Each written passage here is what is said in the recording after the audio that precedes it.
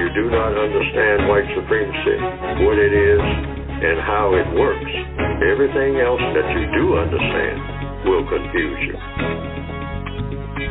In all of these 9 areas of activity, economics, education, entertainment, labor, law, politics, religion, sex, and war, anywhere on the planet, minute by minute, day by day, all of the time, all of the time, all of the time. Well, good morning and welcome to the Counter-Racist Code Show with Mr. Neely Fuller Jr. I am your co-host, Mr. Bobby, and we thank you for getting onto the program. If you want to get in contact with the show, the very first way to get in contact with the show is dial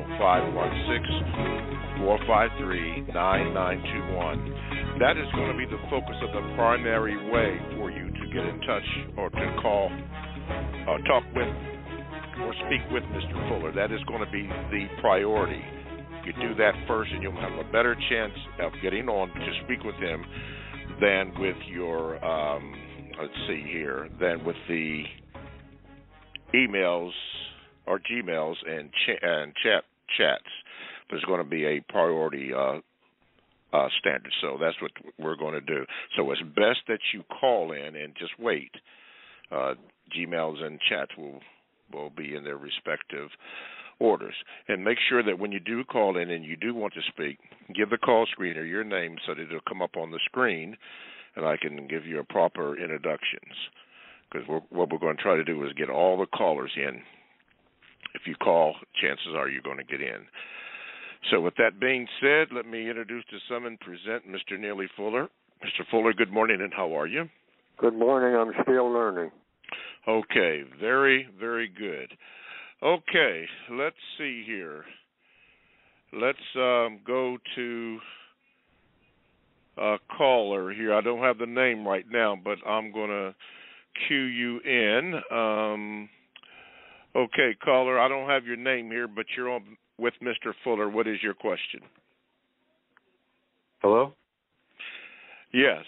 What is your question for Mr. Fuller? How you both doing today? This is Corey from Milwaukee, calling via France. My question was, I've noticed lately that there's a real increase in the non-white community with reckless, dangerous behavior, such as carjacking, and these things are being done by younger and younger so-called black people. I want to ask Mr. Fuller if you have any insight as to why we're witnessing an increase of this behavior and why these people are getting younger and younger from our community that are doing these things. All righty. It's because of the white supremacists. The white supremacists are people who have, to use the cliche term, raised us. We are born in prison, so they teach their prisoners how to be bigger thugs. The system of white supremacy itself is a thug system. So they teach us how to be minor thugs. They're the major thugs. Thuggery, to get away from just the image of this name calling, it just means you take advantage of people who are weaker than you are. And you do it for fun, glory, and material comfort. So we're trained that way. And the white supremacists have seen fit at this particular time in history to ramp it up. See, anytime black people start talking about, well, it's time for us to be serious and be serious people and start trying to do something constructive, the white supremacists say, we don't want black people doing anything constructive unless we're making them do it, because the constructive people are hard to control. People who are thinking about doing something that will be that should be done. We'll just put it that way. Well, we want people who do everything that shouldn't be done unless we're around cracking the whip, making sure that they are doing things that we want done that are constructive. And then the minute we turn our backs, they start being destructive among themselves. So that's what black people do, and that's what we will be doing as long as we have this system in place. The white people of this planet have to say we need to have a whole new system other than the one that we have adopted. They're in charge of everything. Black people are not in charge of anything. Black people have been given titles lately. In the last, I'll say, 30 years, the white supremacists have gone down the aisle and just handed out, how many titles do you want? Just like in elementary school. All right, children, today we're going to give out titles. You haven't had enough titles before. There's been a lot of bellacing about you're not making progress. So it's like the teacher that's saying, oh, well, you don't have any food. I mean, you got an empty stomach, and you don't have this and you don't have that. But you want some titles? Oh, I have plenty of titles.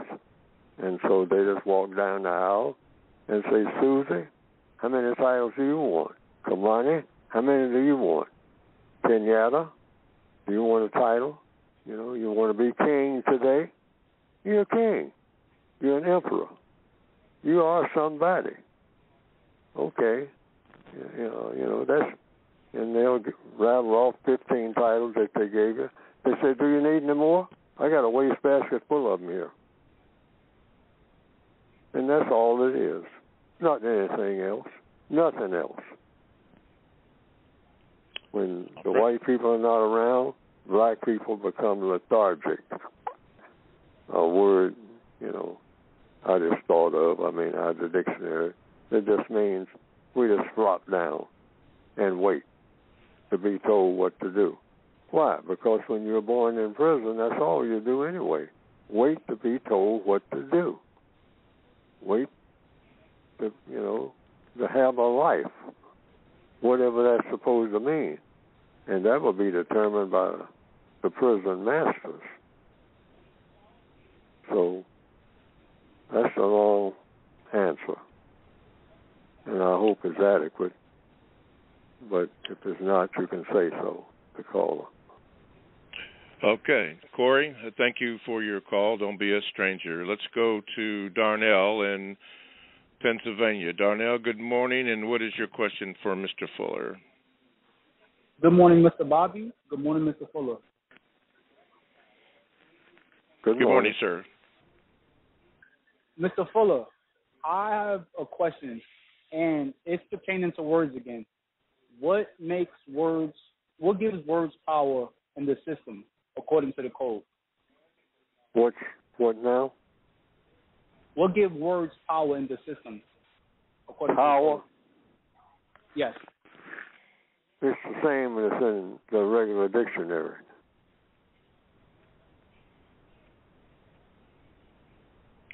Being able to do things. You think about doing something and you do it. That's power. Being able to do things. Babies have power. You come into the world having time and energy. Babies come into the world, all over the world, having time and having energy. That's power. But some things are more powerful than others. Some creatures are more powerful than others in some things. And they are more powerful, the same creatures are more powerful than other things. Like some creatures can climb trees. Other creatures can't. They're just not built that way. So they can't climb a tree. Some creatures can climb a tree, but they can't climb back down. Other creatures can climb a tree and climb back down. That's power. All creatures are limited in power. Just being able to do things when and where you want to do it.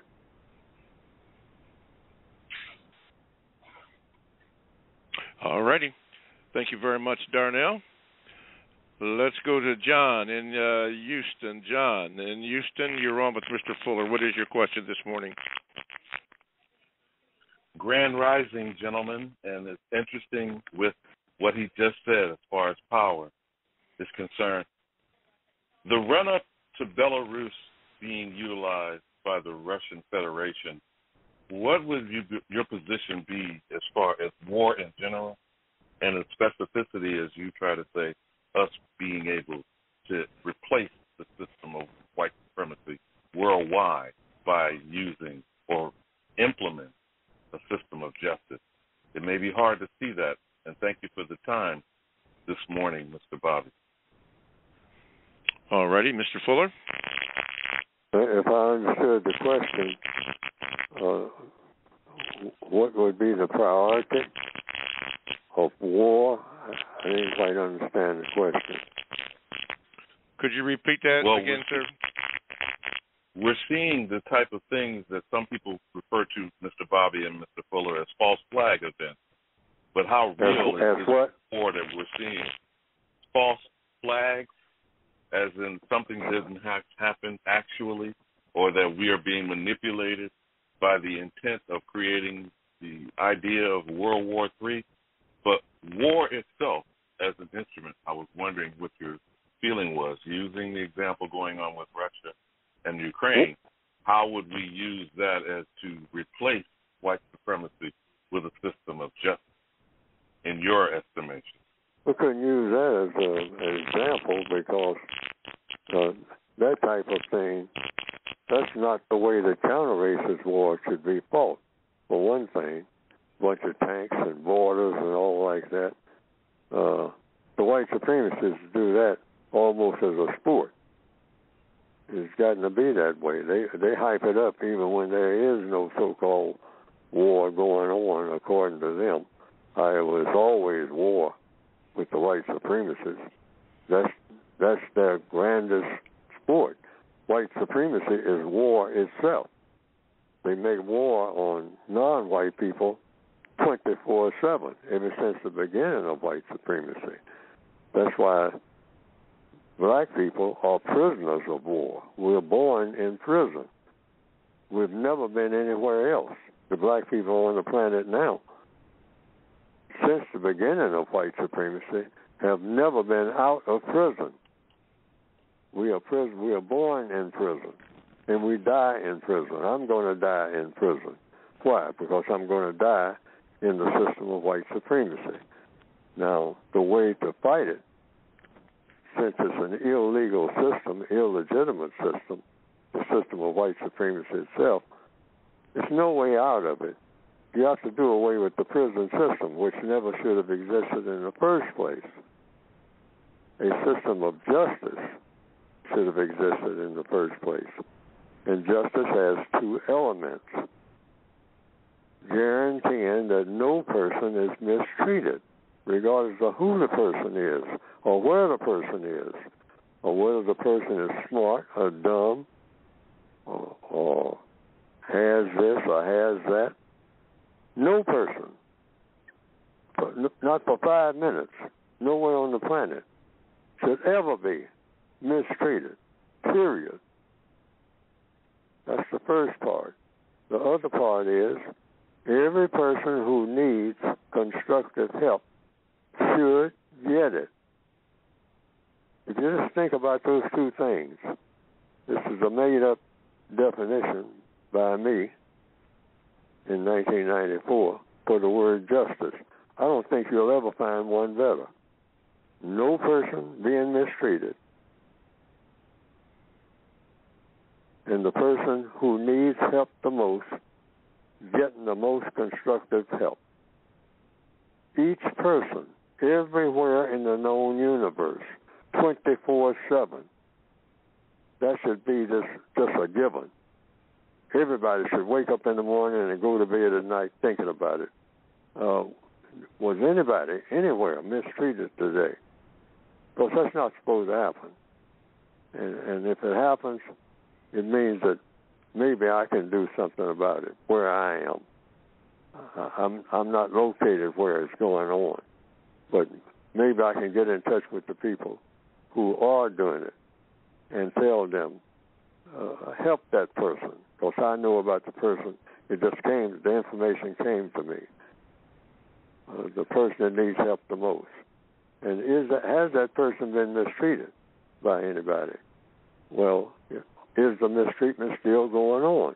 If the answer is yes, have that person stop it and explain to them what the mistreatment is, because they might not even be aware that they're mistreating somebody. That's what you call a world of peace that people talk about all the time. They have a thing called the United Nations. It's committed to doing peace. But everything is about war. Who's going to be fighting somebody next and getting ready to do it? I mean, put on your boxing gloves and let's get at it. And it's all reinforced in the 9 areas of activity. Economics, war, all this fierce competitiveness at the expense of the environment, education, war. You go to school, what do you learn? They don't talk about it. Nobody remembers the name of any doctor. Who cares about somebody who's curing somebody? But somebody who is a killer? Oh, now we're talking. King Richard, Emperor so-and-so of Rome. I mean, boy, did he kill a lot of people. I mean, study children. I mean, get it. I mean, you ain't going to get no grades. You won't be able to get a job. I mean, write this down.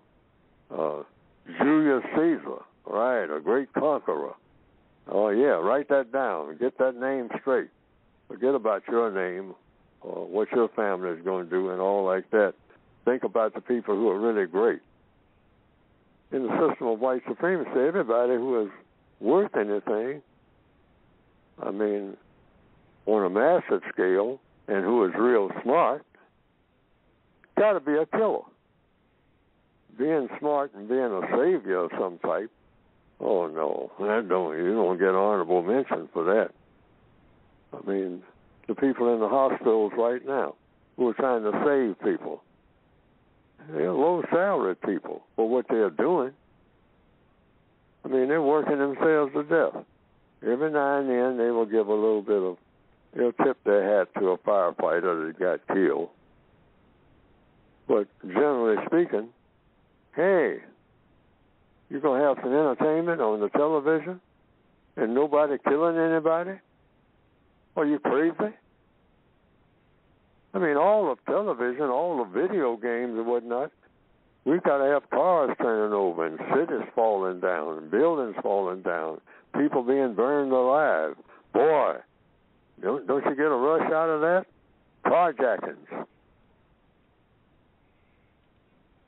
I think that answers the question. I'm not sure. If I didn't, it's my fault, so ask me something else. It's my fault. Thank you, John from Houston. Let's go to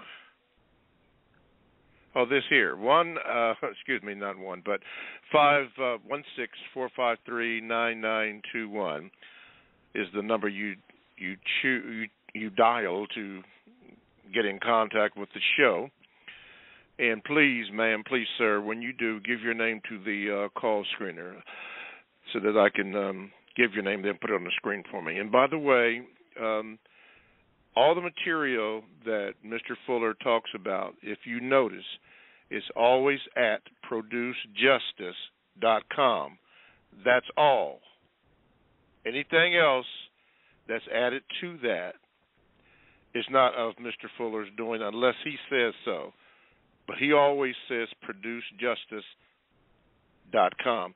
The reason why that has come up is because there are people that are out there that are using Mr. Fuller's and my voice on sites of words that Mr. Fuller has answered questions, but there's other things that are attached to it, and that is not a good thing to do. So if you want to know anything, or you're speaking with anybody, tell them to go to producejustice.com, producejustice.com, for anything that pertains to Mr. Fuller, because that is his. So could you do that, ma'am? Could you do that, sir? I'm sure that those that are recording this probably will eliminate that little bit of information. But for those of you who get it online, right here, producejustice.com. As a matter of fact, when you want to speak with Mr. Fuller, we're going to emphasize the phone calls first.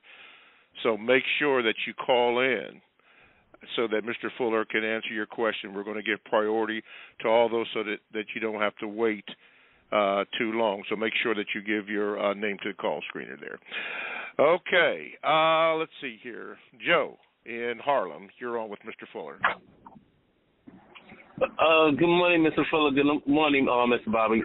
Good morning. There was a question a few minutes ago. The prior caller, he did not ask about power. He asked about the power of words within the system of racism, and what the code says about that, about the power of words in the system of racism. That was the question, not about power. The code is words. So that's why I wrote it, like giving the definition of justice. You won't find the definition that I give in any dictionary, I don't think. I came up with that definition in 1994 as a compensatory definition because I thought that was a word that needed to have some real power to it, because all of the words I'd seen in every dictionary that I saw, it was attached directly or indirectly to making the system of white supremacy more powerful. For instance, they'd say fair play. Fair is white. They say if you're a just person, if you believe in justice, you believe in treating people fairly. And you see that word fair. And then you say, well, what's the definition of fair? And then you look up the definition of fair in the same dictionary, and it'll say light or white. Lady fair, my fair lady, white lady. So fair and justice become synonymous. In order to practice justice, you have to be white. Because if you're not white, you can't practice justice, or shouldn't be practicing justice, or don't know how to practice justice. That's the implication. So words are very powerful. I've heard the word capitalism and communism and socialism, and I look up the definitions. None of them make sense within the context of white supremacy. When white supremacy, if those definitions mean anything at all, it means the white supremacist is a capitalist, the white supremacist is a communist, the white supremacist is a socialist, the white supremacist is a royalist, and plus I come up with, going through the dictionary, with what they call, because this is the government, you say, capitalist government, communist government, socialist government. And every now and then, one of the oldest, a royalist government. And then on the edge, they'll say something like tribal governments. But if you look at all the different types of governments, it just goes on and on and on and on and on if you want to use words to describe a government. How many types of government are there? I asked myself that question. So I began to try to look at the different types. They got a government that you call a family. That's a government. It's not called a government, but you say a family governs. You look up the word govern, it means having some kind of control over something. That's why in the system of white supremacy, black people don't have families. You can't be a prisoner of war and have a family. I mean, the family is out. You got some people that you call your kin folks, but they're not family. Why? Because a family has a support system that is well-intentioned. And I had to make that up and give it that definition, directly, indirectly, and put it in the book. That's why, in answer to the question, words are powerful. Words are powerful. That's why I have a word guide. So, hoping that people will use it and understand what I'm saying. You just don't throw words around. Words are precious. And words can get things done. You got to have words in order to get things done. People are inspired by words. You got a church on every corner. In the northwestern hemisphere, maybe 2 or 3 in a block. And what do you get when you go to a church? Words. You got buildings called schools. What do you see when you walk into a school? You see some desks and some chairs and some computers. What's in those computers? Words. You see books on shelves. What's in those books? Words. So you're transferring ideas. Court systems are made up of what? Whether you're going to die is decided by what? Words. One person getting up and using a bunch of words and saying, this person should be executed on the account of this person did this and did that. And then another person stands up and says, this person should go free, walk out of this court today, and not be put in a prison or executed. And I'll give you the reasons why. And they call that a defense lawyer. And so he goes into using a whole bunch of words, and the person really may be guilty and may deserve to die for what the person did. But this lawyer is so excellent with words that that person walks out smiling. Got away with quadruple murders and thinking about committing some more. And sometimes does, and winds up in the same place again, and they go through the same thing of trading words around. This depends on who's best in the use of words. So I hope that answers the questions about words. But if not, yes, give more examples. All right, thank you, Joe from Harlan. Joe from Harlan.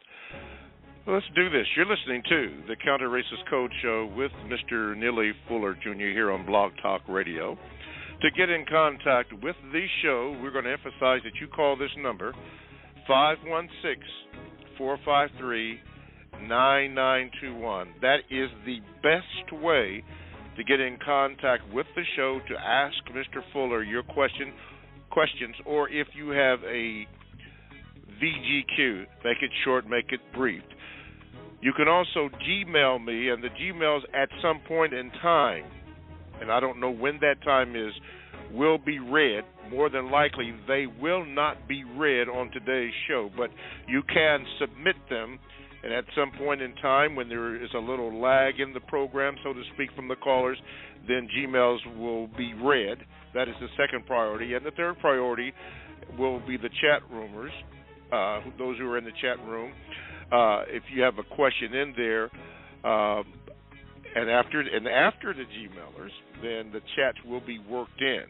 So we're trying to, or it was suggested to me that the the callers go first. If we have time, or when we have time, the Gmailers and then the chatters are last. That's just the way that it was presented, and that's the way that it's going to be. The reason why, because they want to get more of Mr. Fuller to answer your call when you call. And by the way, when you do call, ma'am, when you do call, sir, please give the call screener your name so that I can introduce you. That would be very helpful. I know Tucson is down there. I can see that, but there's another caller here. I don't know. You're in the 704. It's the only thing I can say, and there's no name there. I don't know if they attempted to give you the opportunity to give your name, but please give your name so that Mr. Fuller can address that when I call on you. Okay, more of Mr. Fuller. Let's go to this caller with no name. Let's see if I can get you in here. Caller, we don't have your name. Are you still there? If you are on Mr. Fuller. Go ahead, please. Yes, this is TX in Charlotte. Okay, TX. Sorry. I never did get the screener to give me the information, but okay, all right. Okay, and we spoke earlier. I wanted to seize this moment, so forgive me if this is a bit lengthy. First of all, I want to apologize because I called a couple of weeks ago, and the same thing happened that I was introduced as TK from Chicago, and that's why I was delayed in my response. The second reason I wanted to speak with you to get approval for what I'm going to share with you, and since we've talked, you've given me permission to do that. And this is about the United Independent Compensatory Code System concept. Mr. Fuller's quote, if you do not understand racism, white supremacy, what it is, and how it works, everything else will only confuse you. I produced a program, and that is the quote that we're using to start the program because we wanted to have a panel discussion, which is what it is. And the panel discussion, we've got two people, two black people, two white people, to talk about racism, white supremacy. And we're covering things that happened in 2021. I wanted to call the program to make sure it was okay to do that. And then if you wanted me to leave it with you and you put it on your website, viewers can watch the program, which airs tomorrow here in the Charlotte area. But they would have to connect with a link, and then they can watch it anywhere on the planet. So that's why I want to call and get permission to do that as it relates to helping people to understand racism, white supremacy, what it is and how it works. So is it okay to give that to your screener so they can put it on your website? Mr. Fuller? If I understand the question, I don't understand the question. Well, there is I produce it. Go ahead, Mr. Bobby. No, this is Mr. Fuller speaking. Go ahead, Mr. Fuller. What is the question? Well, the question is I wanted to make sure that it was okay to put the program, to announce the program on the air, which is what I'm doing now, but then also to see if Mr. Bobby would allow us to put it on their website so people can watch it when it airs tomorrow, January the 26th at 1:30 p.m. and then again at 10:30 p.m. here in the Charlotte area. But people can watch it via the internet anywhere on the planet. So I just want to make sure that was okay to do that. So that is the question. Well, you're doing it now, correct? Absolutely, yes. We're doing that now. You're doing it right this minute, right? Absolutely. You want to know about the program, and you're going to talk about white supremacy, correct? Absolutely. Well, that's it. One last. Okay. But lots of people got a lot of programs, so you take that into consideration. See, and so yes, sir. on this program, you don't get permission from me to talk about. It's a textbook workbook about white supremacy, so you can talk about white supremacy anywhere. I mean, people in barbershops or wherever, they can do that. But just don't mix it up with something else that somebody else is saying so that people get confused. That's the main thing. I'm saying that to the whole world now. Mr. Bobby talks about it. People get confused when they are using something from Neely Fuller and when they're using something from someone else. And they mix the two like it's all one and the same. No. The way it's supposed to work, according to the code. If I'm a professor in a college and I want to talk about what Neely Fuller wrote, I will say, now this is what Neely Fuller says in his textbook.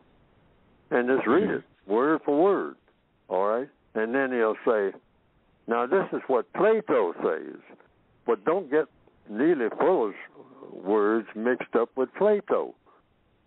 And start mixing it all and matching it all, and next thing you know, you got, this is something that Malcolm X said and Neely Fuller.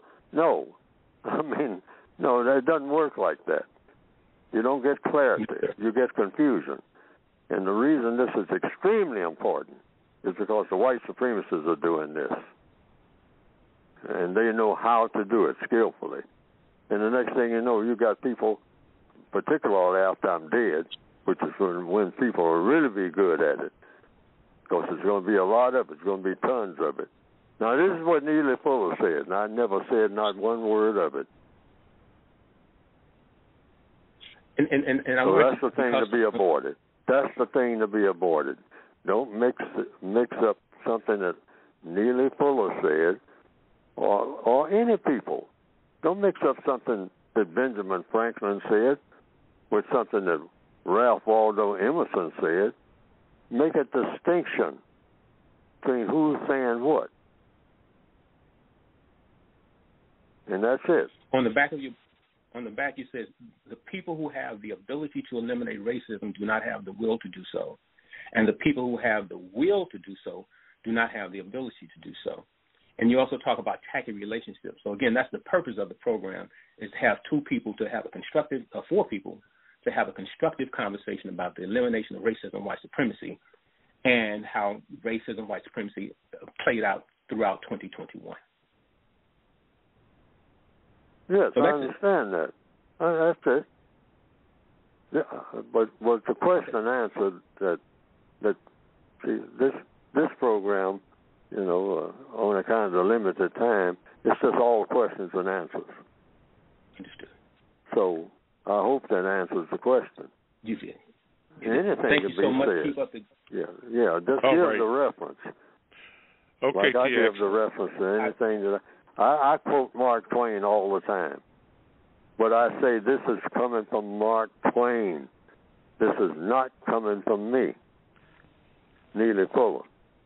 And then after I get through quoting Mark Twain, then I'll say, now this is my idea, okay? Mm-hmm. Or this is somebody else's idea, Mr. Irwin Shaw. Lots of people are writing all kinds of things. Just name the person who wrote it or the person who said it. That's how you avoid what? Confusion. Mm-hmm. All right. Because Thank the you. United Independent System is about being Mr. united. Bobby, can you keep me on hold and I can speak with your screener again so I can give him that information? Okay. All righty. Thank you, TX. Thank you, and I put you on hold there. Okay. All righty. 516-453-9921 is the phone number that you can get in contact with the show and ask Mr. Fuller your question or a short VGQ. We are giving priority to the call screeners today. And with that, we will go to Brooklyn. Man, New York is popping in the house. Toussaint, you're on with Mr. Fuller. Go ahead, sir. Good morning, Mr. Bobby. Good morning, Mr. Fuller. Can you guys hear me well? We can hear you. Go ahead, sir. All right. The question that I had today, so Mr. Fuller, I work in Manhattan, and I do deliveries, and it's to these fancy high-rises and whatever the case is. And as I do my deliveries, I've been noticing that I feel like I've heard a statement that you made in another show where you said that it's like a playground for white people. You may not have said that about the city, but for me, the observations I've been making is that all of the different restaurants that I see, for the most part, the only black people that are in the restaurant are servers, and every single other person that is there is eating and just having a good time. When I'm walking through the city, most of the other non-white people that I see are working, and all of the other white folks that I see are just enjoying themselves. And so that being said, when I do deliveries, they send me to something called a service entrance. And I was thinking about, I know that it hasn't just been built, and it must have been there for at least maybe 40 to 50 years. And so I think of what service entrances could have been used for maybe back then. And so I just wanted to ask, like, how do you view that VGQ? Although I know that you can't speak on it, but just in the sense of I guess the servitude of non-white people versus how white folks kind of live their daily lives. The system of white supremacy is all about serving white supremacy. If you're a person of color, that's what you are born for. And you're supposed to be born and you exist to do that, and you die doing that. That's what the system is set up for the world, this planet, and any other planets that become occupied by people.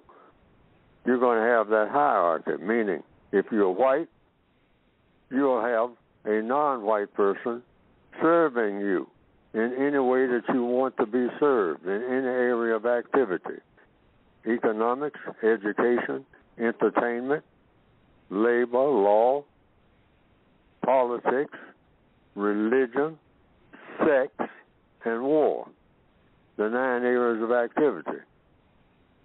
I mean, hey boy, hey girl, snap your finger.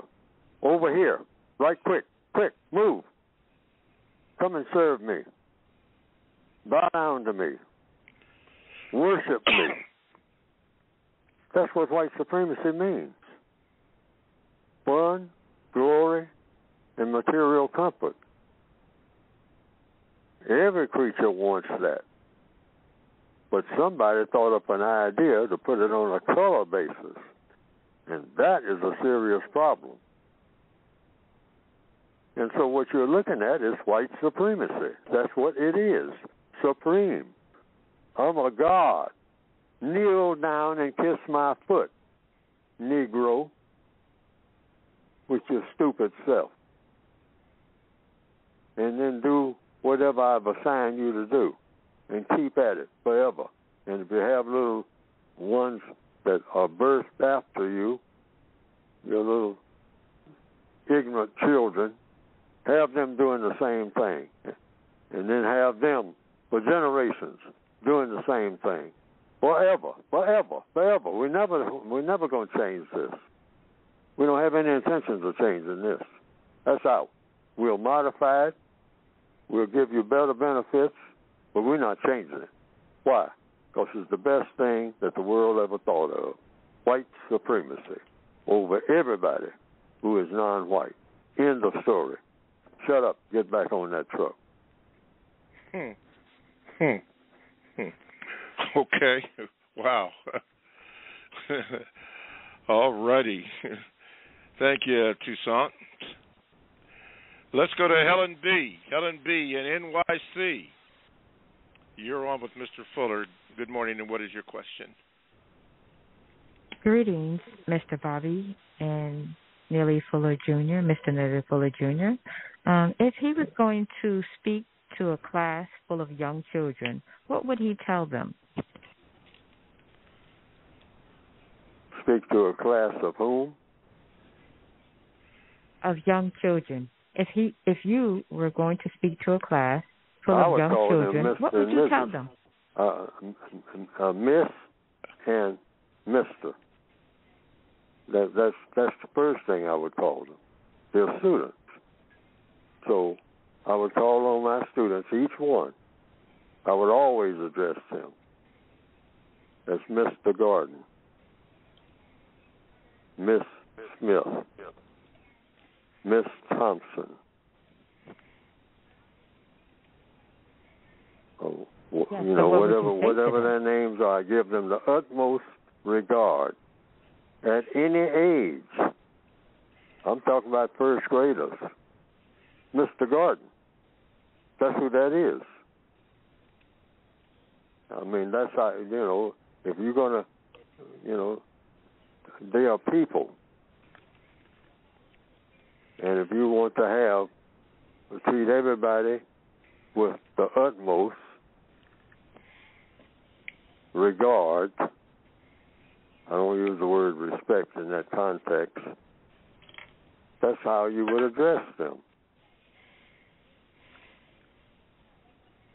And basically, so what would you say to them? And basically, in a classroom, if I was a teacher, I would spend most of my time asking questions and let them think of the answers, of what they think the answers should be, if I was doing it.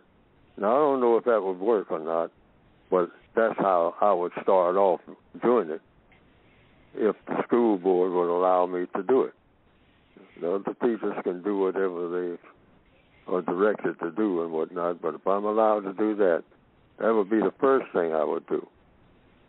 Everybody is to be given top regard, because these are the people who are going to shape the future. These are the people who are either going to be carjacking you or helping you to get well when you get sick. These same students, that's what they're going to be doing. They're going to be doing something when they walk out of there.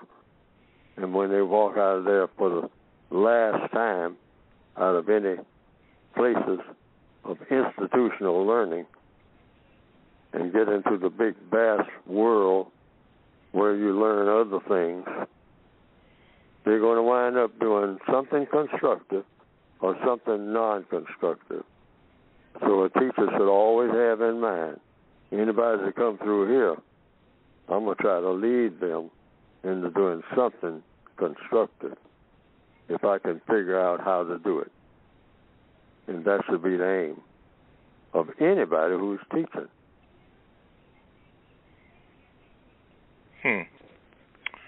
Okay.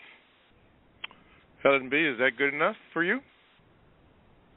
Yes, it is, sir. Thank you very much. All righty.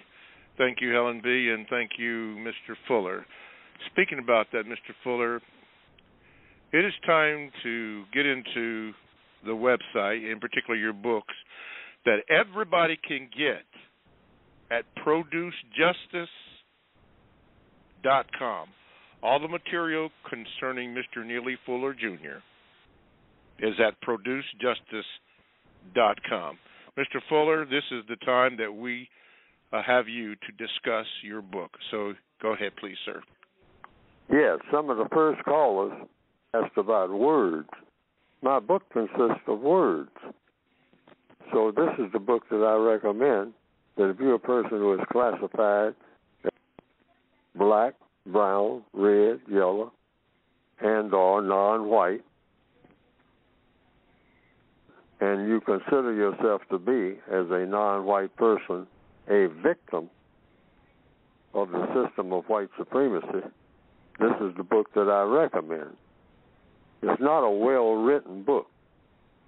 Lately I've been saying to people, it's one of the worst written, one of the best of the worst written volumes on counter-racism ever produced.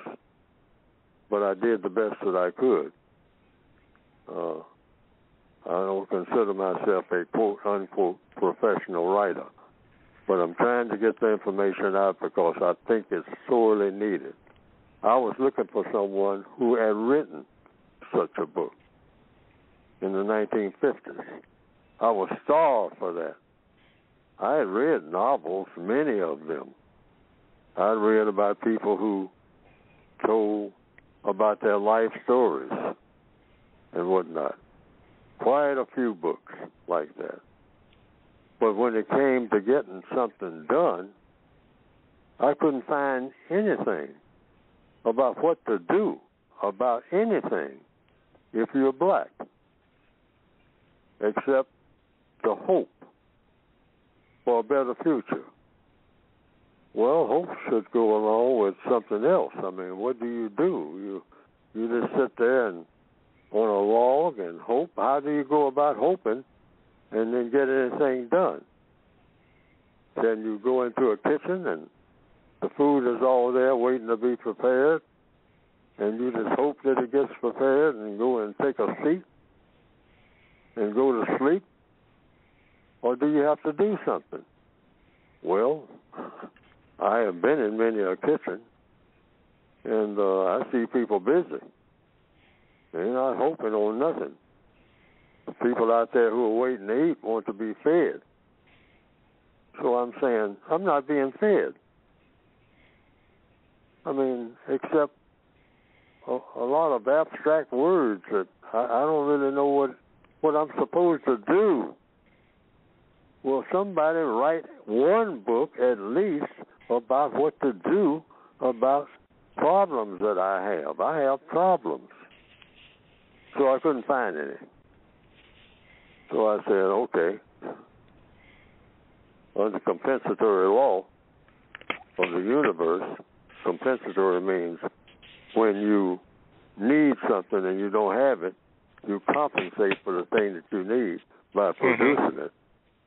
So that's what I did. So I produced a book, I think, that will, I have the intention of solving the race problem. As an individual person, helping to do your best the time that you're on this planet as a victim of racism to solve the race problem. And I have moved words around on paper in such a way that if you do these things, you think these things, say these things, and do these things, the race problem will be solved and your individual problems will be solved. Because I wanted to address to the individual, not the organizations, because you can't organize against white supremacy. That's been proven. But you can unify against it.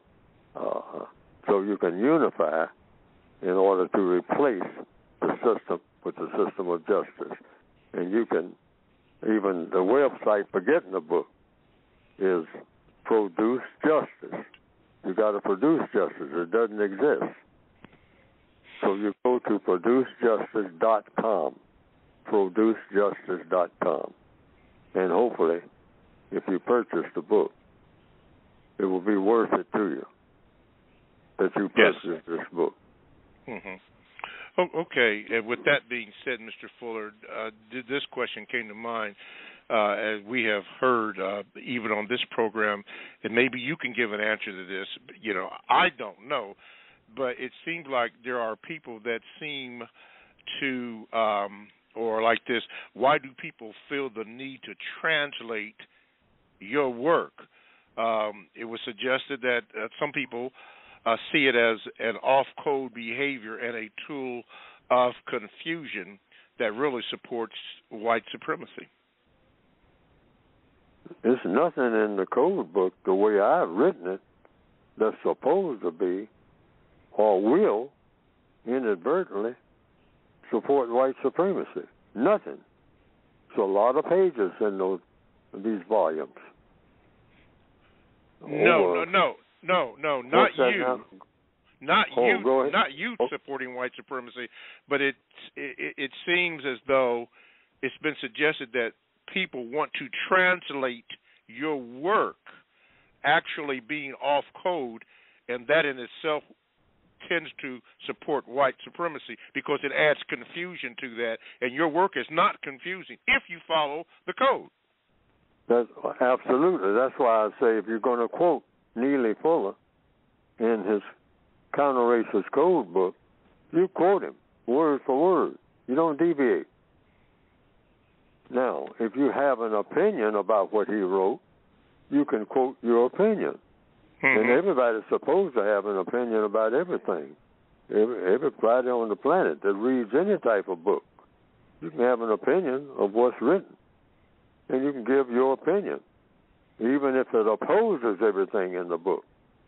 I mean, you do that. And then give the reasons why, hopefully.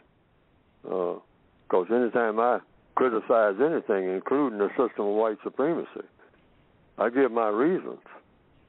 If I'm opposed to it, I give my reasons for being opposed to it.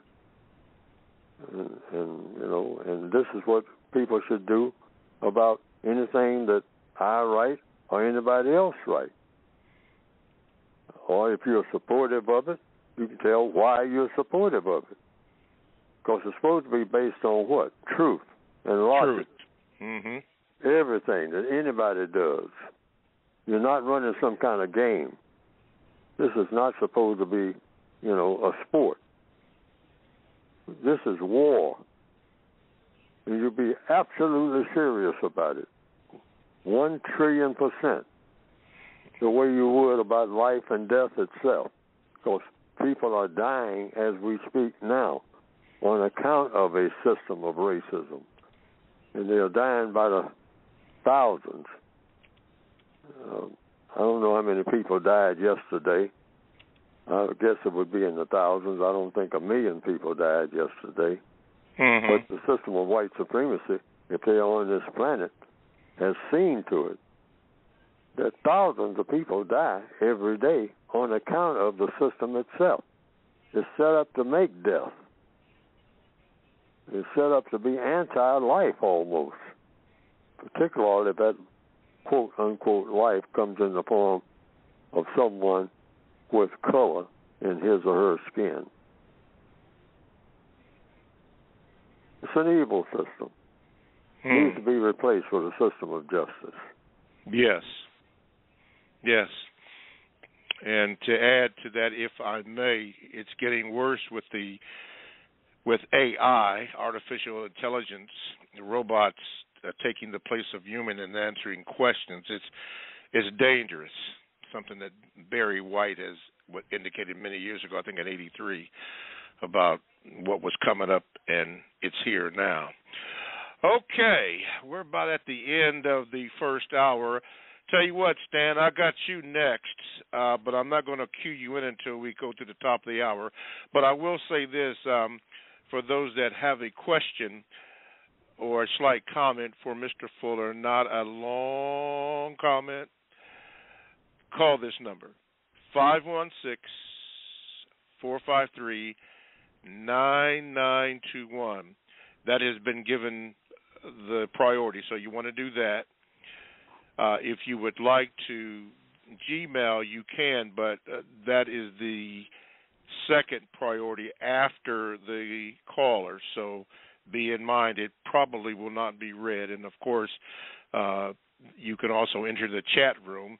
Somebody asked, how do you get in there? Just go to blogtalkradio.com, enter in the Produce Justice Show, and you do that, then there's a place there where you can go into the chat room, and then you can have your conversation in there, which there are people in there right now doing the chat.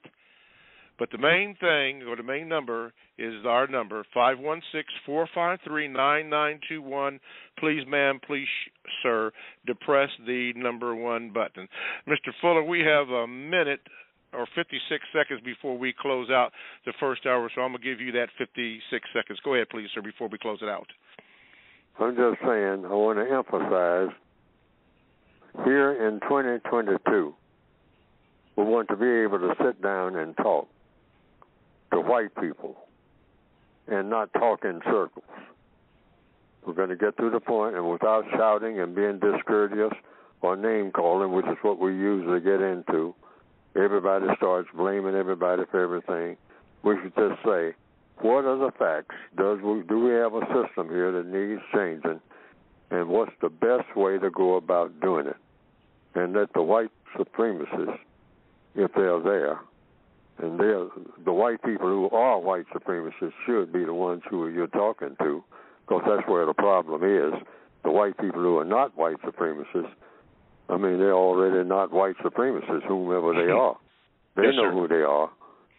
So you sit down and say, now, it's understood that we're in this system.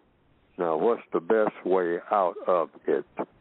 Okay. So that by the end of 2022, we have no more race problem. All right? That would be wonderful. Yeah, I mean, I'm talking about 1 year. Yeah. Maximum. That's what every mind should be set on. Not some 50 years down the road, 25-year program, projected this and project. No. End this race problem here in 2022. Come up with the formulas. We got a whole lot of minds on this planet. Use them. All righty. That concludes the first hour of the Counter-Racist Code Show with Mr. Neely Fuller. If you have to go, thank you for listening. But if you're going to stick around, we hope you do. Stay around for the second hour of the Counter-Racist Code Show with Mr. Neely Fuller, Jr. that will commence in 5 seconds.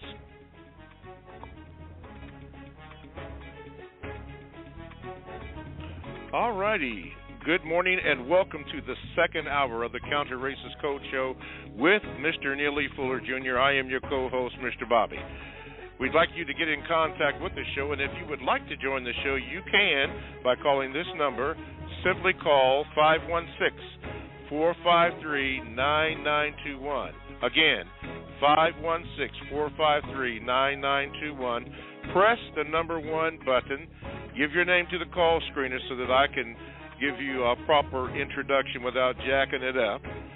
And we're asking you to please be brief because we are trying to get as many callers in as possible before we go through our other format. So call that number, press the number 1 button, and you will go to the top of the line. Any material that you hear on this show, books and whatever that Mr. Fuller said, can all be obtained by going to producejustice.com. That's producejustice.com. That is the authentic place where you can get what Mr. Fuller has said, what he has written right there. And I'm going to find out if his show or interview with on the Carl Nelson show, I'm going to find out if that is up on our website. Then you can listen to that. I already have, but for those who haven't, hopefully it's up on producejustice.com. They will tell me, and then when they do, I will tell you. All righty, let's go on with the show. And we are going to go to Pennsylvania, and let's get in Stan. Stan, good morning, and you're on with Mr. Fuller. Yes, sir. Good morning, gentlemen. Real quick, I just had a quick statement and then a question. I ran across a book by Tom Burrell called Brainwash. It came out in 2010, and I just wanted to know, because I'm still kind of new to the show, have you gentlemen ever talked about that book? Because it's kind of similar to Kari Inaharu's book, Race Code War. I know Mr. talked to him before, and also The Word Guy. I just wanted to ask that question real quick. I have heard people mention it this one time a few years ago when it first came out. In fact, I have 2 copies on my shelf that I haven't even looked at because I haven't had the time. But I understand that it's an excellent book. So anything that will help black people think about doing something that will help solve problems. It's all about just those 2 words, problem solving. Yes. Okay. Yeah. Okay. The question that I had, any books that will help that. Okay. The question that I had was, Mr. Jeffrey Robinson. He worked with the American Civil Liberties Union. He just did a documentary that just came out, and it's a limited release, so it's going around the country from city to city, and it's called Who We Are, A Chronicle of Race in America. And he was on the Karen Hunter show, and I listen to her sometimes, and she's on Sirius XM Radio. And Dr. Welsing has been on her show as well before, if you wanted to listen to that interview. But on this interview that she had with Mr. Jeffrey Robinson, she said that because Jeffrey Robinson was talking about the system of white supremacy, and she said that she was no longer going to use the term white supremacy because she felt that gave it more power or gave white people more power than they had. And I just was remembering what you were saying. And you were saying that white supremacy, it actually deserves capital letters because it's earned that. And I just wanted to, so my question is to you, Mr. Fuller, is how do you feel about that concept of someone saying that just mentioning white supremacy gives it more power than it actually has? And I would like to put a line to hear your question. In answer to it, it could. And the lady is saying that that's what she thinks. So it does if she thinks that way. But I don't think that way because I just recognize it as being the truth. I say, are the white people who believe in being supreme over non-white people in all areas of activity 24/7 everywhere on the planet. Is that true or false? And all the evidence that I have seen, all of it, says that's true. So the code says always go with the truth. Because if you get the truth about anything, you can deal with it. Now, if you have emotional problems about it, you might not be able to deal with it. But if you get the truth about it and you start thinking mathematically about anything, you know, if you've got cancer, that you might not like that idea emotionally. I don't like the idea of having cancer. The doctor said I have lung cancer, and cancer. Don't use that word. Call it something else. Call it, just find something else to call it. Because I don't like that word cancer. It disturbs me. I mean, I become unglued. Well, is it true you got cancer or not? Yes or no? That's the codified approach. If it's true, go with the truth. Even you have to grit your teeth, and stomp on the floor or whatever you got to do, run around the house screaming. But face the truth. Don't try to make it something else other than what it is, because you can't solve a problem without facing the truth. The pilot in the airplane says, we have a problem. Our whole computer system has gone out in this cockpit. That's a problem. I'm facing that truth. I got to get busy getting this thing working. We're flying at night. I don't even know where I am. Okay. Wow. All righty. Thank you, Stan. Let's go to Dilbert in Texas. Let me see if I can get you over here. Let's see here. That's not it. Okay. Hello. Dilbert, you're in. Good morning. Hello? Yeah. Good morning. I had a question. Yeah, go ahead. Is the system of white supremacy a compensatory system, or is it a system of revenge? All acts are compensatory. What does the word compensatory mean? Making up for what's missing. So the people who can answer that question best, if you're talking about white supremacy, all problems can be solved by questions and answers. You can just say, ask a white person, do you believe in white supremacy? And if the person says, yes, I believe in being supreme over non-white people and telling them what to do, and they can't tell me anything to do and I got to do it, I believe in that. I believe a whole system should be that way.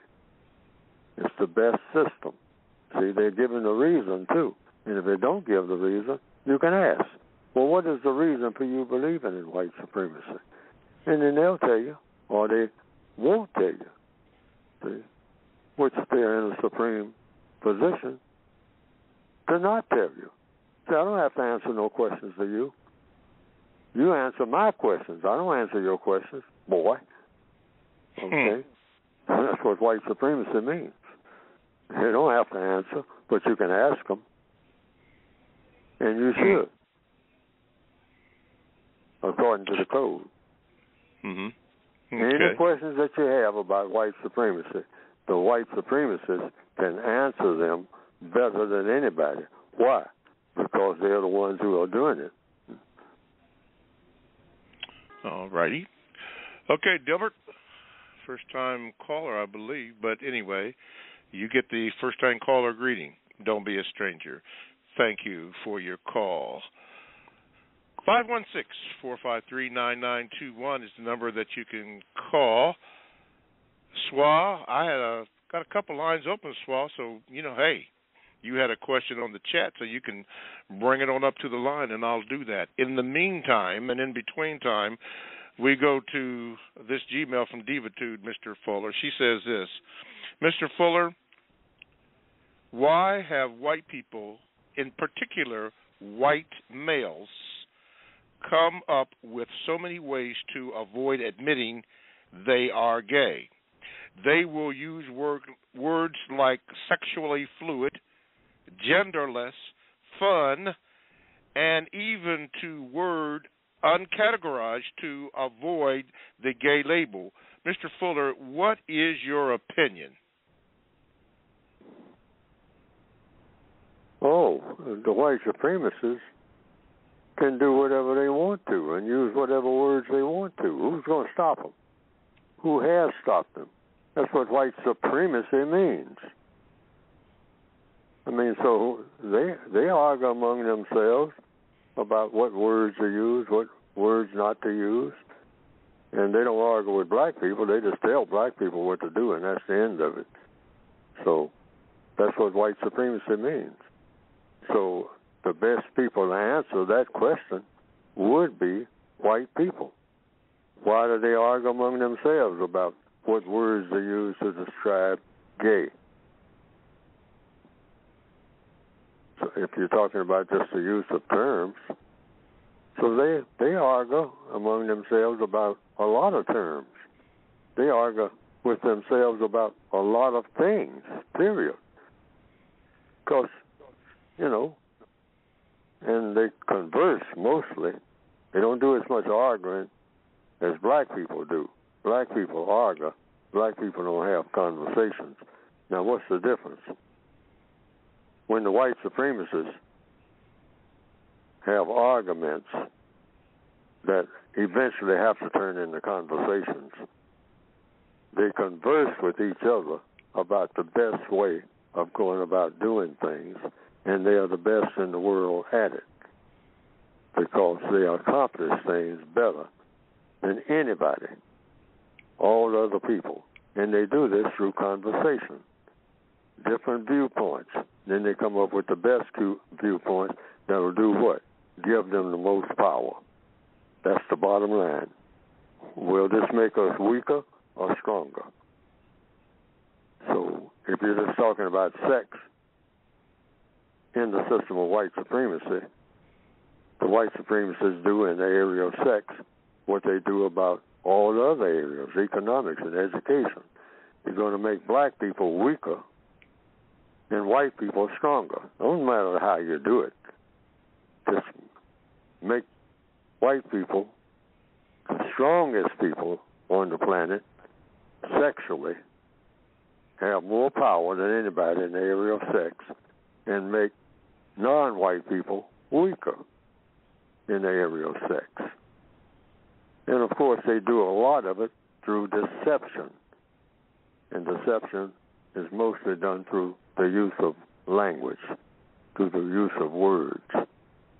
So when they come around black people saying, now you black people need to do something about your sexual experiences. So we got a whole new set of experiences for you black people to have sexually. And we'll okay it. And the things that we don't think will help make us stronger and make you weaker, we are not going to have you doing that. We're going to leave you to make you weaker. Yes, sir. Okay. Okay. Thank you. Thank you. Again, from the Gmailers here.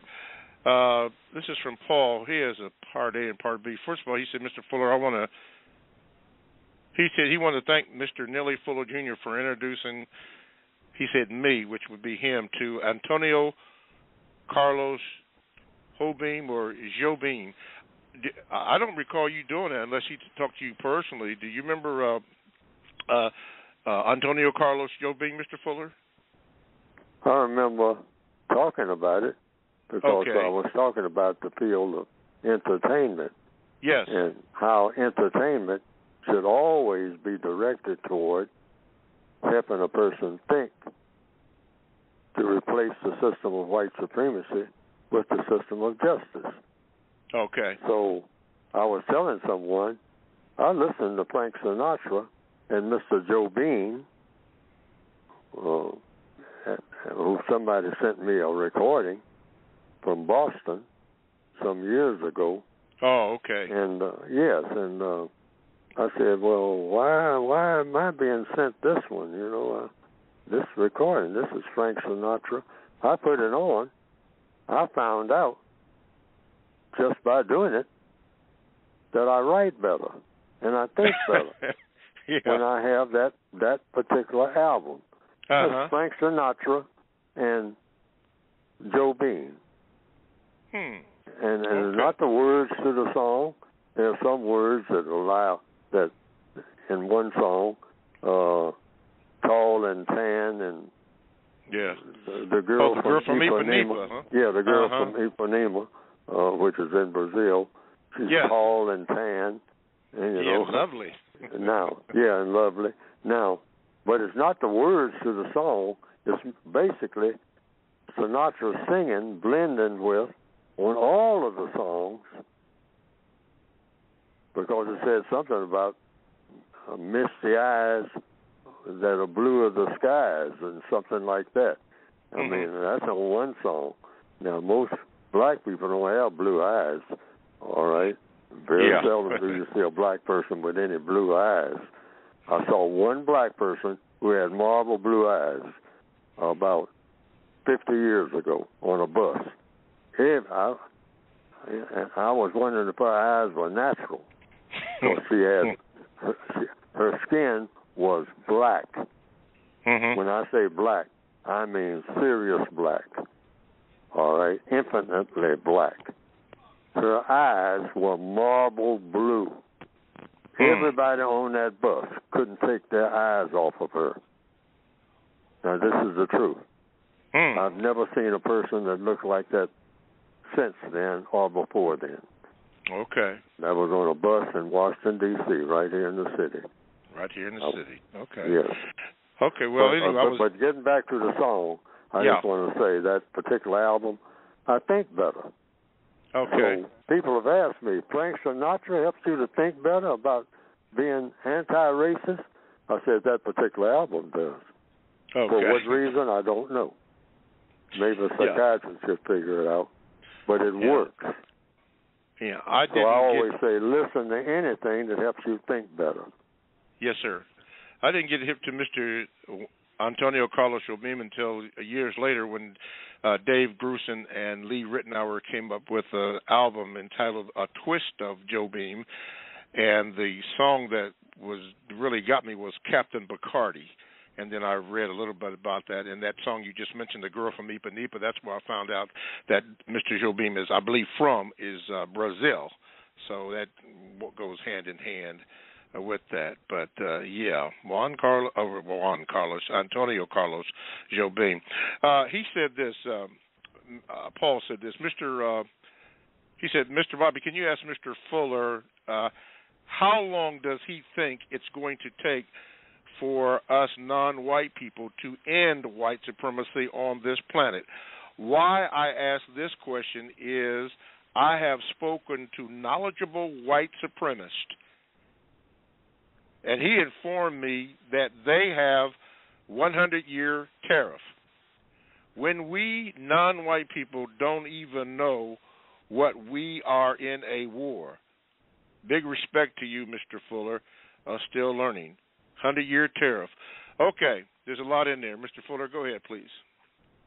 According to the code, it's not going to get any better until we make it better.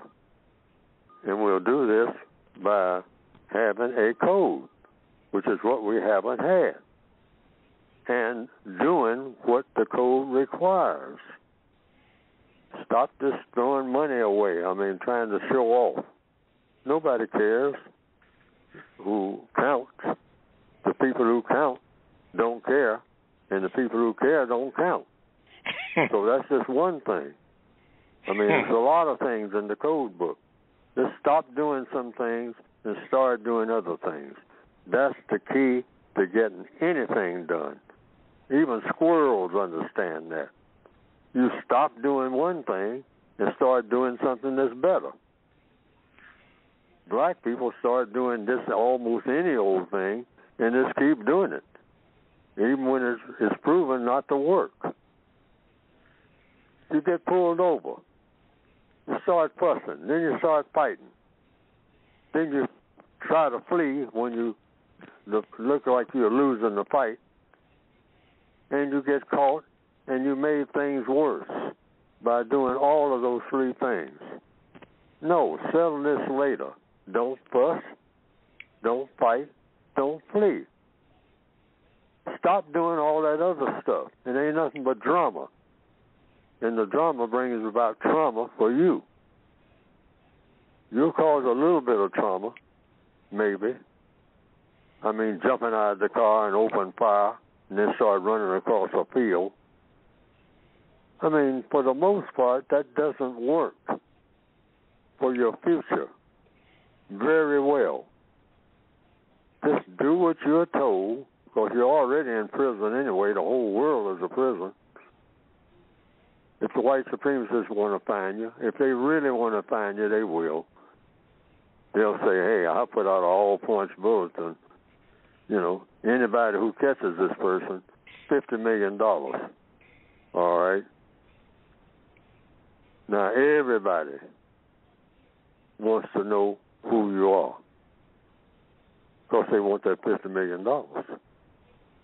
And the white supremacists got it if they really want you. Yeah. Wow. Okay. Let's go to the phone lines and Chris in Kansas City. Let's see here, Chris, if I can get you in. Okay, barbecue and the Chiefs. Go ahead, Chris.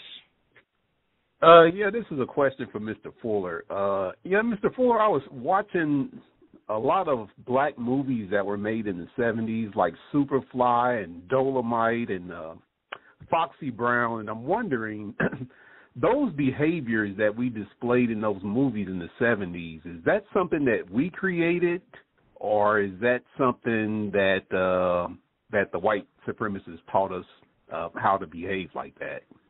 Everything. When it comes to pimps and all that, is that them or is that us?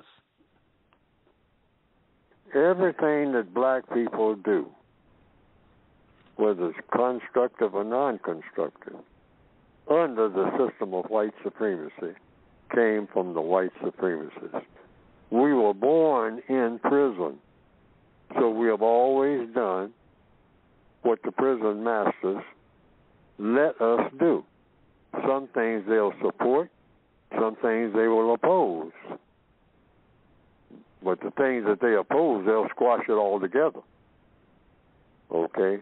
But then there are some things that they would oppose. I'm quite sure that the white supremacists wouldn't agree with my book. But see, they are very realistic people. They're the most realistic people on the planet. They believe in keeping it real. Black people just talk about keeping it real. We don't believe in nothing real. We believe in making up everything because we always feel bad about everything. And we think that feeling good, like using drugs, will make everything okay. It doesn't work. But the white supremacists look at Neely Fuller's book and they say, oh, yeah, he's opposed to what we are doing, but who cares? How many black people really read his book? How many times do you hear his book being mentioned on any program, anywhere, on TV? You hear all kinds of books being mentioned. You're not going to hear his being mentioned. And so as long as you don't see anybody paying attention to Neely Fuller, let him do his little thing and then go on and die. And I'll bury him in one of my cemeteries, and that'll be the end of that. Ho hum. Who's next? See, the white supremacists are very real. They look at actually what you do. They don't care what you say. When they say freedom of speech, basically, they mean just that. Except when what you're saying start causing people to do things. And that's when you get in big trouble with the white supremacists. They say, we don't care what these black people say about anything. They can curse us out. They can tell us how they feel about us. We don't care nothing about their feelings. Why was you paying attention to that? Let him feel. Black people got a lot of feelings. Let him dance in the middle of the street and just show how he feels, you know. But as soon as he gets through dancing, tell him to get in that ditch and finish that work. All right.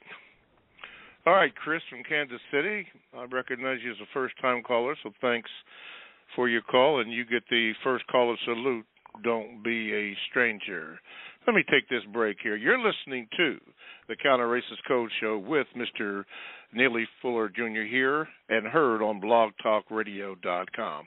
Now, if you would like to join the conversation, all you have to do is simply dial 516-453-9921, and you are in. Make sure you press the number 1 button so that you can be heard asking your question or give a short VGQ. And then have Mr. Fuller address your question. Your VGQ is your VGQ. You say what you say. You could also Gmail the show, but more than likely, and I mean more than likely, it will not be read on today's program, but at some point in time, when the time allows, it will be read. And of course, you can join the chat room along with the chatters by going to blogtalkradio.com. You want to get to the Produce Justice Show, and when you do that, you click that on, and then there's a button where you can join the chat, and there's some pretty good questions or chats that go on in the chat room.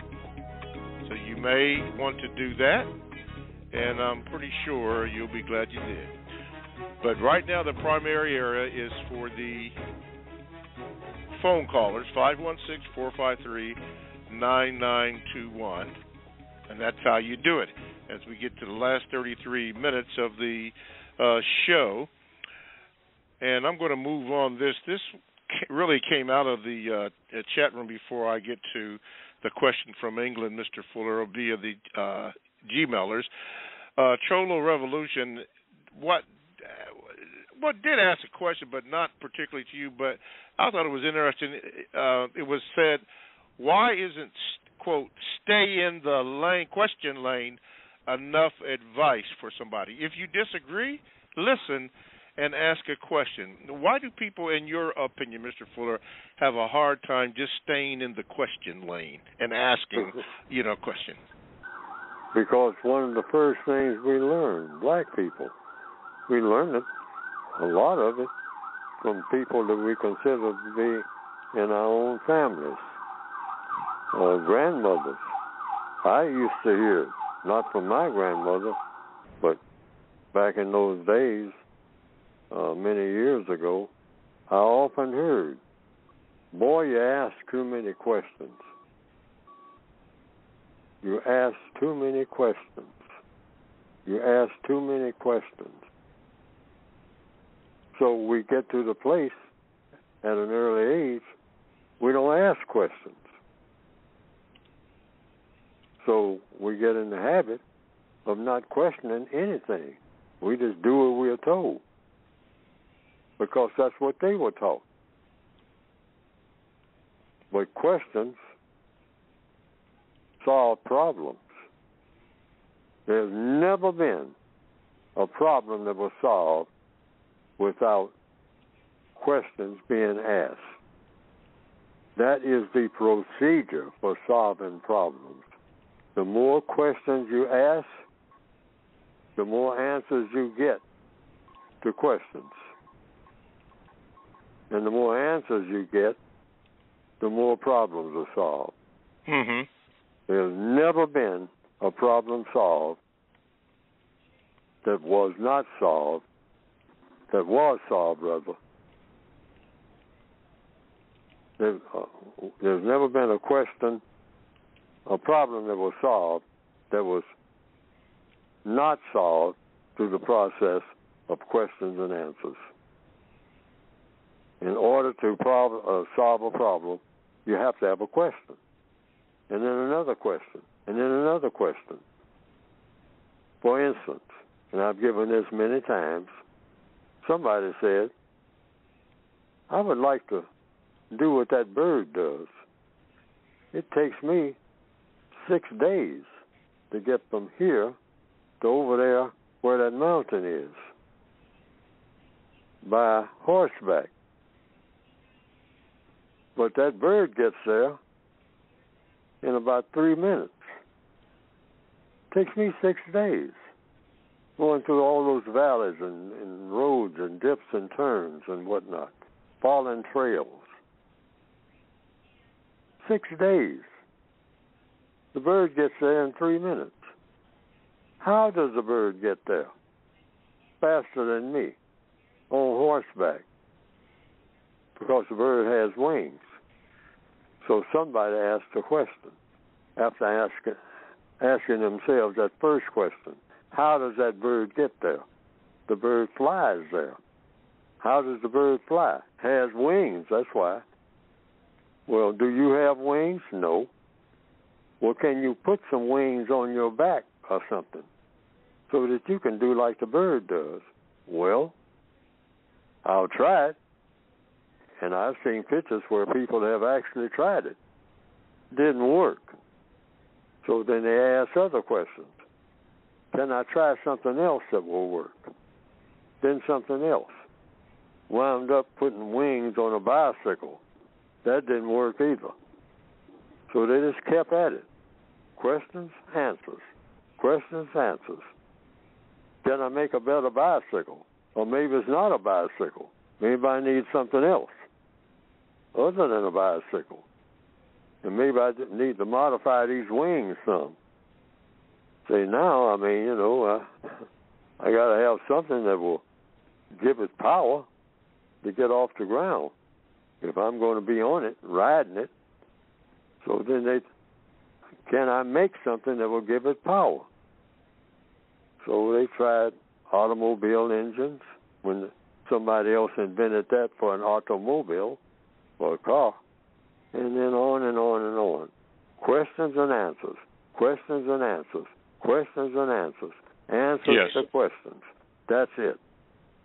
That's all black people have to do to solve their problem. But we are systematically taught in answer to the question.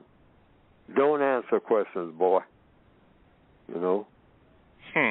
I'll tell you what to do. You don't need to ask me nothing. I'll tell you what you need to know.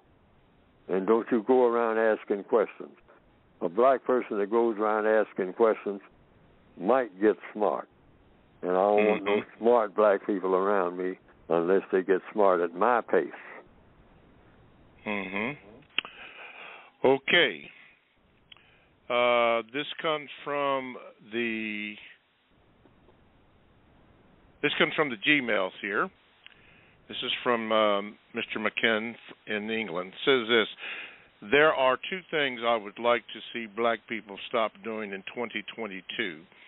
The first one is black males should stop staring at each other in the streets while passing dozens of white people in the streets who they are not paying attention to.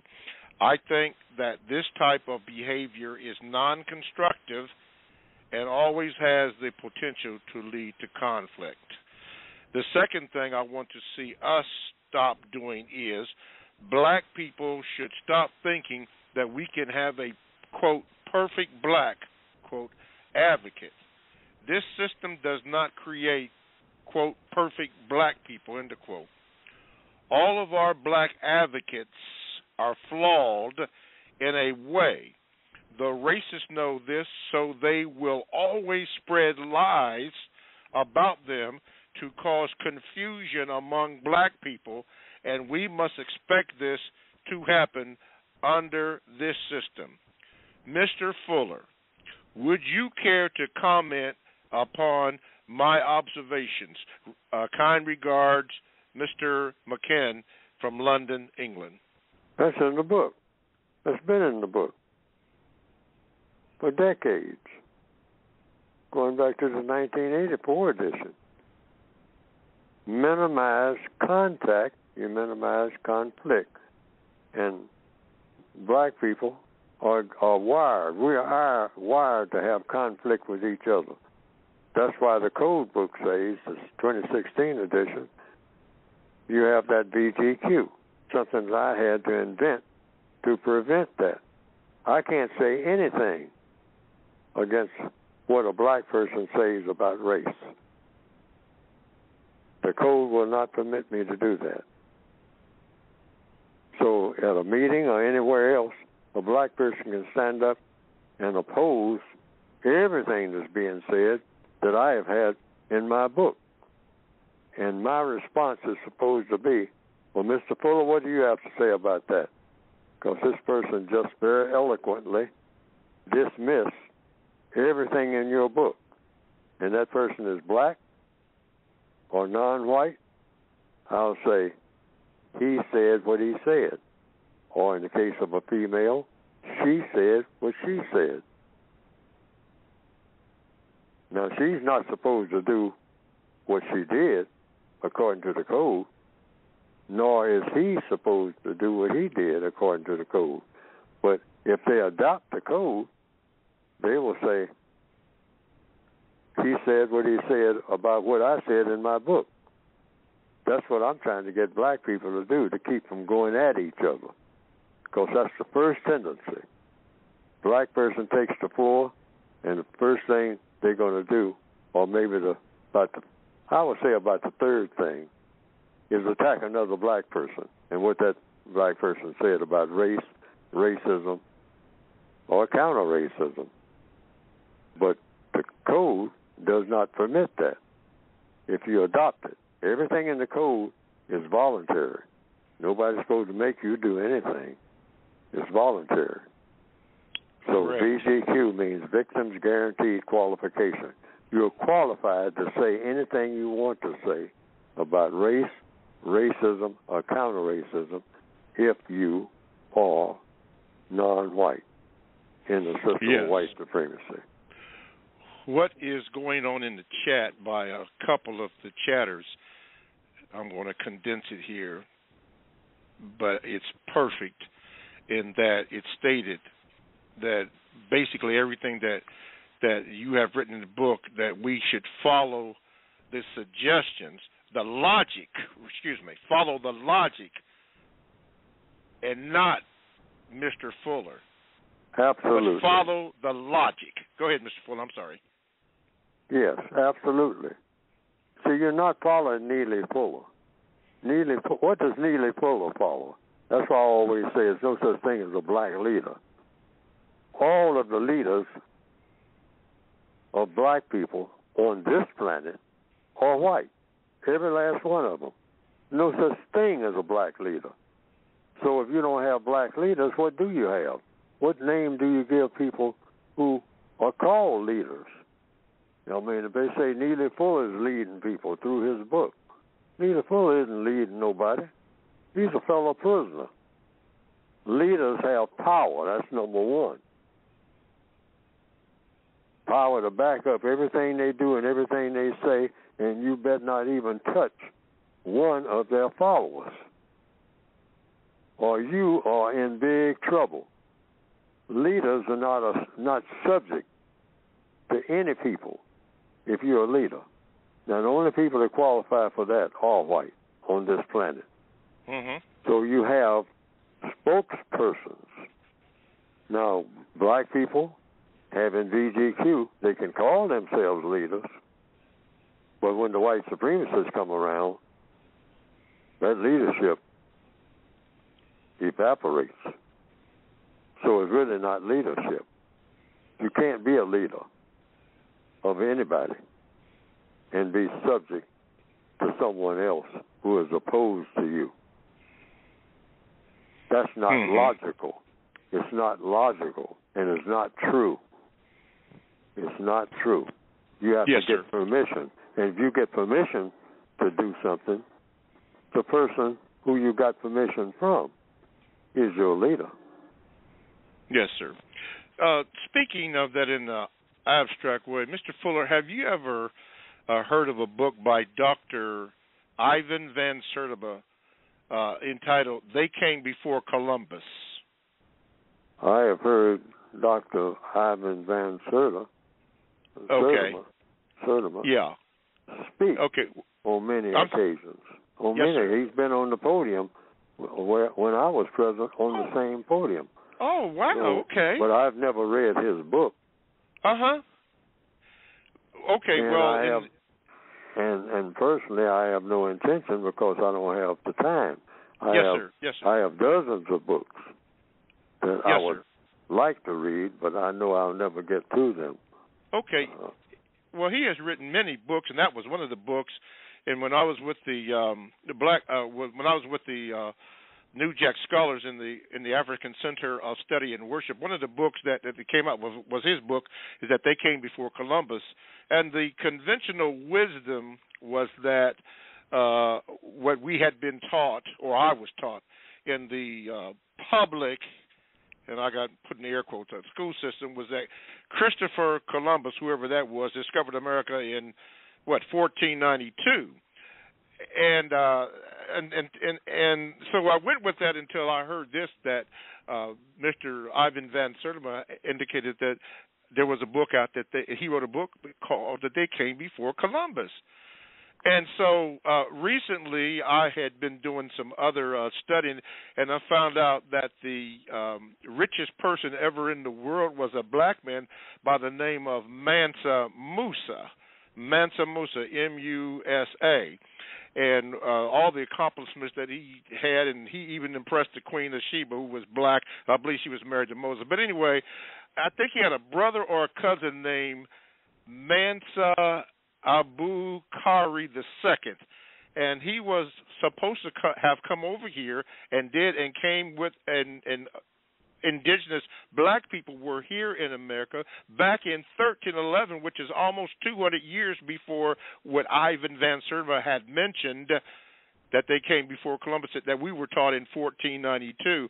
And I was wondering, what was the land called before it was named after Amerigo Vespucci, which, they got the title America, from that. But the land was already established.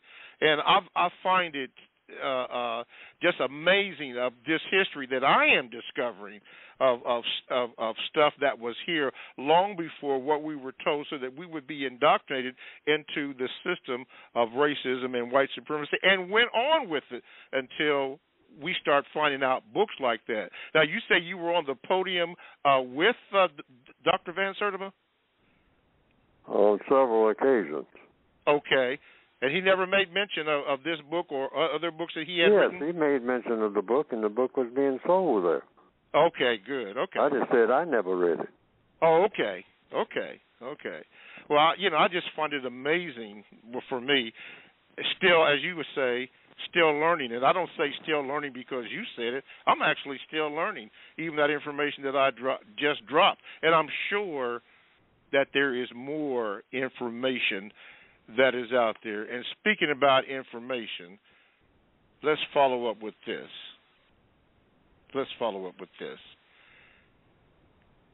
ProduceJustice.com is where you can get your books.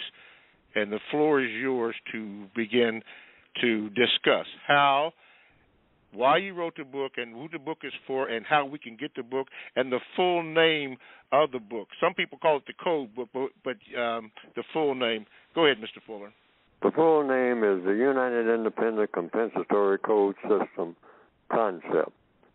And I looked at that myself, and I said I wouldn't buy a book with that kind of title. Why would I? I mean, it doesn't tell me nothing. But those words are interpreted and defined inside the book. So also on the cover of the book, I put one that is a little more explicit, and that is a compensatory counter-racist code. A compensatory counter-racist code. And then I put a third one on there. The book actually has 3 titles. Uh-huh. A textbook, workbook for thought, speech, and or action for victims of racism, white supremacy. Racism is white supremacy is racism. There's no other form of racism other than white supremacy. And so that's the more explicit title. A textbook, workbook It's a textbook. Text meaning it has words. It's also a workbook. You use it. Just like a manual. What to do, what not to do, what to say, what not to say. That's why I wrote the book, because I was looking for a book like that. Nobody was writing any books like that. Most books were written about fiction, telling a black person's experiences, or they were written about history, telling what black people used to do, and all the great African empires and all that.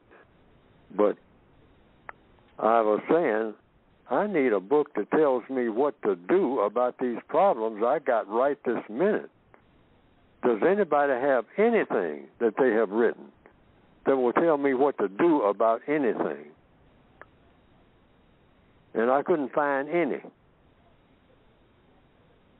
And I would ask people about titles of books. All of them, for the most part, were about woe is me, on a hard time I had. I did, I was charged falsely of raping a white woman. And I almost went to the electric chair. Or how the slave master did this. And on and on and on. And then other books that are supposed to be uplifting would say all about the great African empires and that came before the system of white supremacy. And all of the great black explorers that went all over the world 6,000 years ago and mapped out this and mapped out that, and the great empires that were set up and then disappeared, and on and on and on. Mm-hmm. But not a single book, not even a thin book, that will say, you got a problem on this job, Fuller, or you got a problem in the area of religion, or you got a problem in the area of education, or you got a problem in the area of politics. What do you do about this problem by tomorrow morning at 8 o'clock? And it's 12 o'clock now on this day. I couldn't find anything. Go through what kind of library? I didn't find nothing that would say anything about what to do about anything. Right now, as an individual person. Now, the most that they would do is tell me how to organize in order to get something done, but not how to do what the organization is supposed to do, because a person can be an organization. I said, so I can't find a book, I'll write one. Yes, and sir. That's why I wrote the book now that you can get by going to producejustice.com. I wrote this book with the purpose of not trying to just do something about the race problem. I wrote this book with the intention of solving the race problem as an individual. Doing it. I mean actually doing it. Getting it done. Not standing around showing how well I can talk about it, but actually get it done. Okay. Now, so you can get it by going to producejustice.com. Okay. Now, when you were at the meeting with on the podium rather with Dr. Van Sertima, was that here in Columbus, Ohio, at the Ohio State University, where the New Jack Scholars were also attending? I don't remember, because actually I have traveled to maybe, I would say, at least 30 cities. And I was on the podium with all kinds of people at different types, of different kinds, at different times. I don't even remember the number of people. On one podium, I was with Mr. John Singleton, and another podium, I was with other people. I mean, a lot of people that I didn't know at the time. Not Chancellor Williams. Yes, I believe Chancellor Williams. Yeah, Chancellor Williams. Yeah. Right. Yeah. I was with him. Lots of people. I just don't remember the names of the people. Okay. Now, sometimes it was 8 people on a panel. Okay. And I do not, as part of the code, I do not like being on a panel. The reason why is because you don't get focus. I see. Because at a subtle level, everyone starts trying to just upstage the other speaker. Yes, sir. That's not anything done deliberately, but I mean it's just something that's done. I've noticed that. So I don't believe in 2 or 3 people, handing mic to each other because problems are not solved. That's why you have this one instructor in a school. You don't have a committee of instructors in a school. Now, when you were there, did you have the book wherever you went, including where I just mentioned? Did you have this book written then and produced it so that people could purchase it? Most of the years that I traveled, I just had a whole bunch of papers in a suitcase. And I had them stacked up in front of me sometimes, and most of the time I didn't get to any of them. I was just winging it. I was just saying, I knew what I had written, so I just repeat what I had written. But I very seldom looked at any notes, and I had plenty of them that I was intending to look at. And I always regretted that I didn't while I was doing it, because I would have made a better presentation than I did. So when did you put the book together so that we could see 1984. 1984? That was when that's the original book. I have a copy right here. Yeah. Yes, right. That was 1984. I started talking in the 1960s. I didn't get a book out, and I got it out with a whole lot of help from Dr. Frances Wilson as far as the making of the book. Now, as far as her putting stuff in the book, she none of her material is in my book. This is all my material, and she suggested even writing a foreword to it. But then at the last minute, she decided, no, I don't think I should do that, Fuller. She always called me by my last name. She said, I don't think I should do that. I should keep it pure so that everything in your book comes from you. Wow, what wisdom. What wisdom. And I appreciated her doing that. She didn't write even a foreword for my book. Most books have a foreword, or 2 or 3. You'll have people who agree with what you said in most books. And but my book, none of my books are that way. None of the volumes. Everything that you see in the books that I wrote, including all the quotations and everything, are from me. So when you came up with ProduceJustice.com, what was that about? Because that's that about is world record. That's what the books are for, producing justice, because no one has ever produced justice. And in the system of white supremacy, it's impossible. You can't have justice and white supremacy on the same planet at the same time. So anybody who is saying, we have justice here in this village, no, you don't. That's impossible. You're in a system of white supremacy. There ain't a way in the world you can guarantee that nobody's mistreated and guarantee that people who need help the most are getting it. Sir, ma'am, or the people in your village, everybody who needs help, are they getting it? The white supremacists decide who gets help, even though they're 10,000 miles away from your village. Yeah, you don't get nothing unless they show up. It shows up in that harbor, as far as helping all of the people who need help the most. Yes, sir.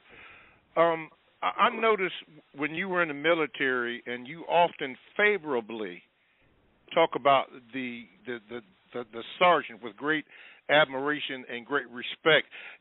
Was he influential with you in naming the book or some of the materials that are in your book? Because you tend to really like what he had to say, even though you didn't like some of the things that he would say to you as far as getting yourself together. All it was, he was telling me that I was not using logic. Okay. And that was the truth. That's all he ever told me. That's what I learned from him, to use logic. Because prior to that, I'm approaching 30 years old now when I met him. I'm around 26 years old. Mm-hmm. I hadn't been taught to use logic. Like most black people are not taught to be logical. That's why we are the most illogical people on the planet. Logic means what?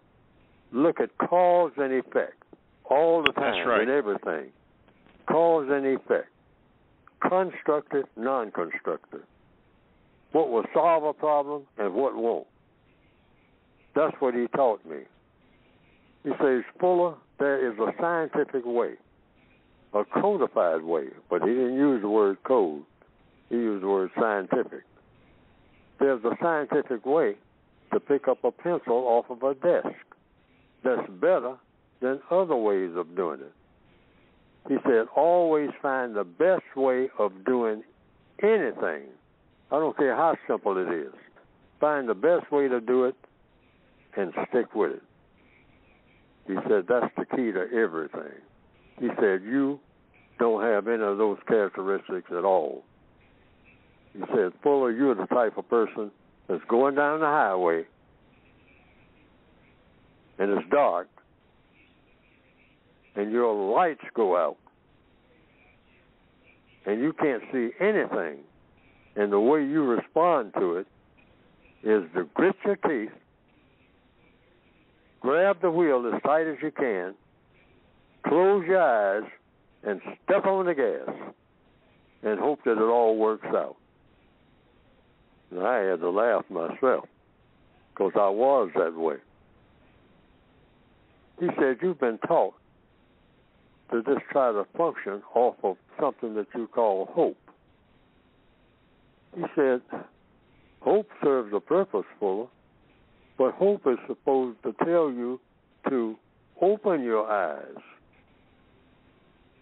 and figure out how to get them lights back on, and in the process of doing that, slow down. That's the first thing you do. Not step on the gas when you can't see nothing. Duh. He says, Fuller, you're just a bundle of emotions and nerves. He said, there's a scientific way of doing everything and getting it done. Now, he not only told me that, because it angered me, really, every time he would talk to me. Yes, sir. But he would prove it. Yes, he would never make a criticism without actually demonstrate how to do it better. Yes, sir. And yes, it bugged me to no end, because he was always right on point. He said, Fuller, what did I tell you about logic? Right? Say that again. This was this black sergeant, right? This is a black sergeant. Wow. Now, he had habits like all black people are flawed. Yeah. For one thing, he was a chain smoker. All right. But he knew that wasn't healthy. Yes, sir. And he said so because he was logical. Okay. Well, okay. Well, anyway, I'm going to get ready to close out the show. But I ask these questions because a lot of people want to know a little bit more about you and about the military service and so forth. So I thought at this point I would interject that in there. But Mr. Fuller, thank you. Callers, thank you for your tolerance for me to ask some of your questions to Mr. Fuller. Mr. Fuller, thank you for your time and thank you for helping us out. We got a minute and 2 seconds to go, so I want to give that to you there, what you have to say. Let's go. I just want everybody to go and get the book, because I've tried to come up with ways to close that would be better, but that would be the best way. And the book, don't try to read the book all at once.